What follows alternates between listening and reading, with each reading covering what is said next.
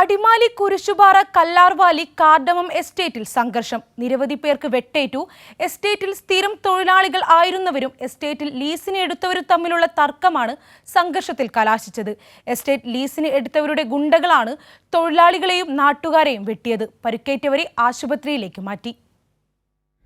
എസ്റ്റേറ്റിലെ സ്ഥിരം തൊഴിലാളികളെ എസ്റ്റേറ്റ് ലീസിനെടുത്ത മാനേജ്മെൻറ്റ് 1.5 വർഷം മുമ്പ് പിരിച്ചുവിട്ടിരുന്നു. കഴിഞ്ഞ 1.5 വർഷമായി തൊഴിലാളികൾ ആനുകൂല്യങ്ങൾക്കായി കയറിയിറങ്ങുകയാണ്.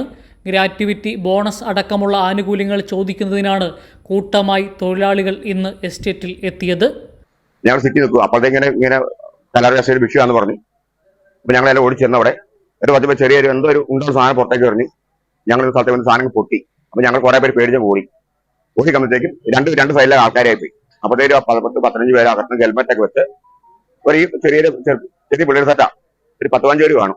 ഇവർ വന്ന് അച്ചാരം വെച്ചാരങ്ങ് വെക്കാൻ തുടങ്ങി. തോട്ടം ഉടമകളായ ആന്ധ്ര സ്വദേശികളുടെ മാനേജ്മെന്റിൽ ഉൾപ്പെട്ട ആളുകളും തൊഴിലാളികൾക്കൊപ്പം ഉണ്ടായിരുന്നു. എസ്റ്റേറ്റിനുള്ളിൽ കയറിയ തൊഴിലാളികളും എസ്റ്റേറ്റ് ലീസിനെടുത്ത കട്ടപ്പന സ്വദേശിയുടെ ജീവനക്കാരുമായി ഉണ്ടായ വാക്കുതർക്കം സംഘർഷത്തിൽ കലാശിക്കുകയായിരുന്നു. കമ്പനി ഞങ്ങളെ ഏർപ്പെടുത്തിയതാണ്. ഞങ്ങൾക്കിപ്പോൾ അതിനെക്കുറിച്ച് സംസാരിക്കാനും നിങ്ങൾ അവർക്ക് ലീസിന് കൊടുത്ത സ്ഥലമല്ലത്, അവരത് കയറി എടുത്തതാണ് ബൈ ഫോഴ്സ് ആയിട്ട്.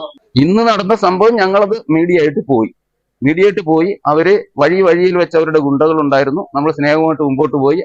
അവിടെ ചെന്നപ്പോഴും അവർ പറഞ്ഞു നിങ്ങൾ തിരിച്ചു പോകും, അല്ലെ ഒരെണ്ണം ഒരു കാലയിലും 2 കാലേ പോകില്ല.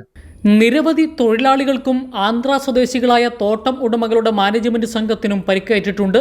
ഗുരുതരമായി പരിക്കേറ്റ 2 പേരെ കോട്ടയം മെഡിക്കൽ കോളേജിലേക്ക് മാറ്റി. മറ്റുള്ളവർ അടിമാലി താലൂക്ക് ആശുപത്രിയിൽ ചികിത്സയിലാണ്. അടിമാലി പോലീസ് എത്തി 2 പേരെ പിടികൂടിയിട്ടുണ്ട്. കഴിഞ്ഞ 1.5 വർഷമായി 60ഓളം വരുന്ന തൊഴിലാളികൾക്ക് ജോലിയില്ലാത്ത അവസ്ഥയായിരുന്നു.